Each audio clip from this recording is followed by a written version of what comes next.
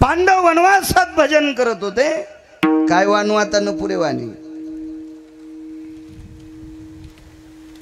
विराट राजाच्या घरी नष्टचर्या चालू। नष्टचर्या म्हणजे रामेश्वर बुवा अत्यंत भिकारचोट काम, खाली पडलेलं नष्टचर्या। किती मोठा धर्मराजा, या पवित्र भारत देशाचा राजा, पण हिसाब करायला बसावं लागलं चार्टेड अकाउंटंट कंक। किती मोठा तो, काय भीमाचा पुरुषार्थ असल तिथे कढीला वडनाला फोडणी द्यावा लागली। ज्या बाईला 48,324 दाशा होत्या तिला शेण काढावं लागले। महाराजा देशाच्या राजाचे भाऊ गाई आणि बैल सांभाळायला होते, घोडे आणि गाई, बैल घोडे गाय। नकुल सहदेव पा साधूचा पुरुषार्थ। विराट राजाच्या घरी अर्जुन आला,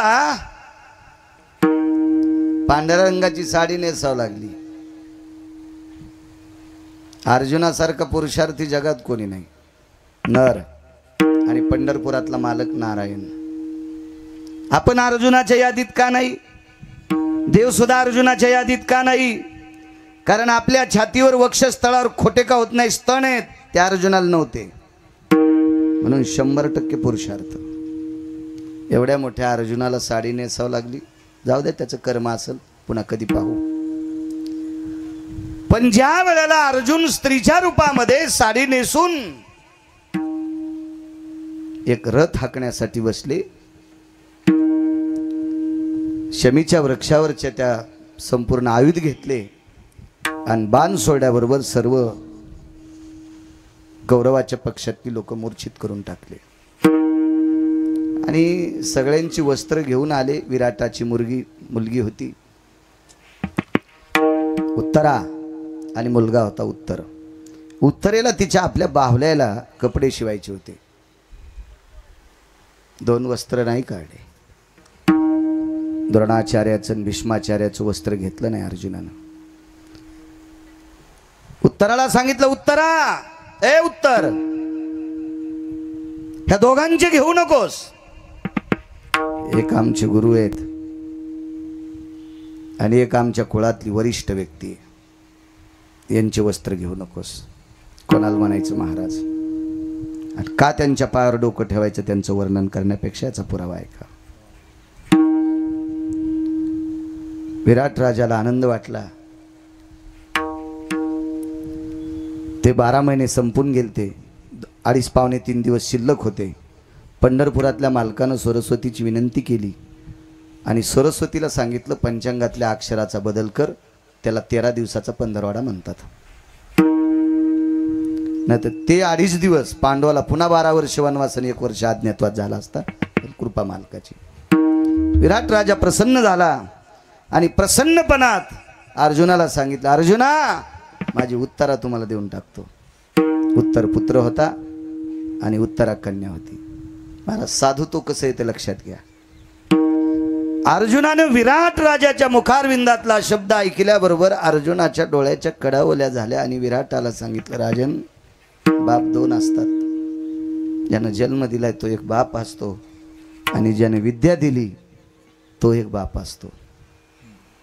आपल्यासाठी गुरुजी आपला पिता असतो, ज्यानं जन्म दिलाय तो बाप असतो आणि ज्याने विद्या दिली तो एक सुद्धा बाप असतो। गुरु हा बापा समान असतो आणि मी उत्तरेचा गुरु आहे अप्पा, तिला कथक शिकवलंय, मी उत्तरेचा गुरु आहे, ती माझी कन्या स्वरूप आहे। आणि मग कन्या स्वरूप असणाऱ्या मुलीसोबत लग्न करणं आतापर्यंत आमच्या पिढ्या मातीत जातील। बघा दोन्हीतला फरक, पाठीमागे जा आता त्रेतायुगात। या अर्जुनाला अभिमन्यू नावाचा पुत्र, महाराज तात्विक लोकांची सिद्धता किती मोठी असते। महाराज संकल्प सुटला, देव केली, मुलगी कशी वाऱ्यावर सोडता येईल, म्हणून धर्मराजानं अर्जुनाला सांगितलं, अर्जुना विद्या दिलेली मुलगी जरी लेकी समान असेल पण सून सुद्धा लेकी समान असते, मग अभिमन्यूला करून घ्या।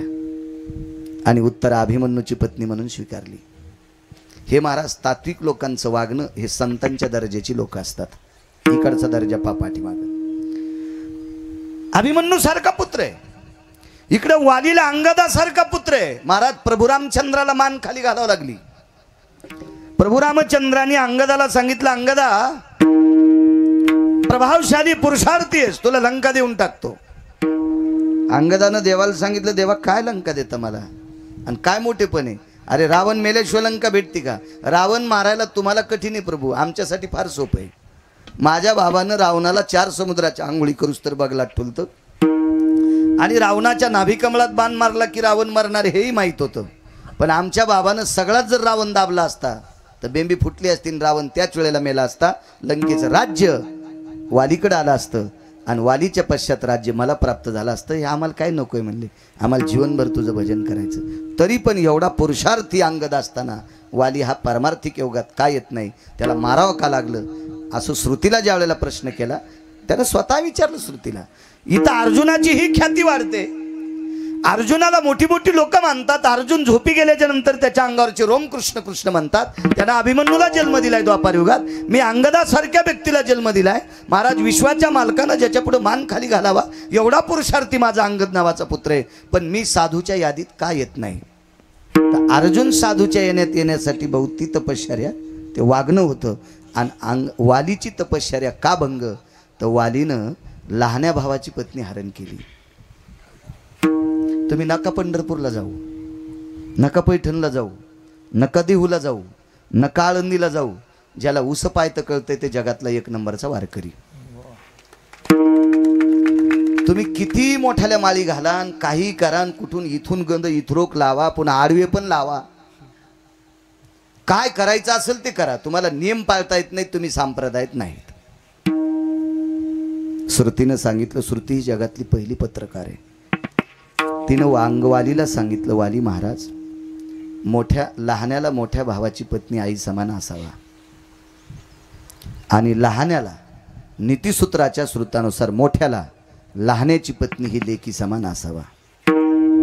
आणि लेकी समान असणाऱ्या सुग्रीवाच्या पत्नीला ज्यानं हरण करावा तो वारकऱ्याच्या यादीत नाही, तो महाराजाच्या यादीत नाहीत. महाराजाच्या यादीत पांडव होते. महाराज किती मोठा पुरुषार्थ त्यांच्या जीवनात. संकल्पित झालेली कन्या टाकून दिली तरी पुरुषार्थ मातीत जात होता. लग्न केलं असतं तरी पुरुषार्थ मातीत जात होता. टाकून दिली नाही, लग्न केली नाही, लेक म्हणूनच सून म्हणून घरात आणली. हा पुरुषार्थ पांडवाचा आहे. अशा पवित्र निष्ठावंत पांडवांचं वर्णन करण्यापेक्षा नमस्कार करणं काय उचित आहे? म्हणून पहिल्या म्हणतात